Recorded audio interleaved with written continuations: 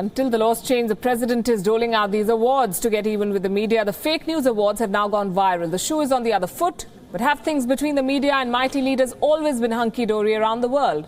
Let's take a look. From 1933 onwards and right up to the end of World War II, Adolf Hitler succeeded in ending one-party democracy and turning Germany into a one-man dictatorship. And dictators and editors are not exactly a match made in heaven. Hitler's Nazi propaganda ministry took control of all newspapers, magazines, art exhibits, music, movies and radio stations. No public rally or meeting could be held without permission. Disagreeing with Nazi beliefs was not allowed. It wasn't an option. There is no greater irony that before he turned a fascist, Italian dictator Benito Mussolini was a journalist himself, and yet he imposed censorship and ruled with an iron fist.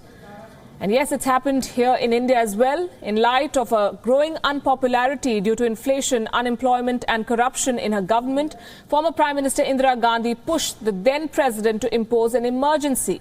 Mrs. Gandhi assumed draconian powers. The opposition was arrested, civil liberties suspended, the constitution almost tampered with, and the media was gagged. Newspapers left editorial spaces blank in protest. Foreign correspondents were thrown out of the country. Many others were detained for organizing protests, and 7,000 persons were arrested for distributing printed matter opposing the emergency. It was lifted in 1977 upon Mrs. Gandhi's astrologer's advice. There were fresh elections, which Mrs. Gandhi lost. The emergency was one of the darkest periods in the history of independent India. Is such censorship a thing of the past?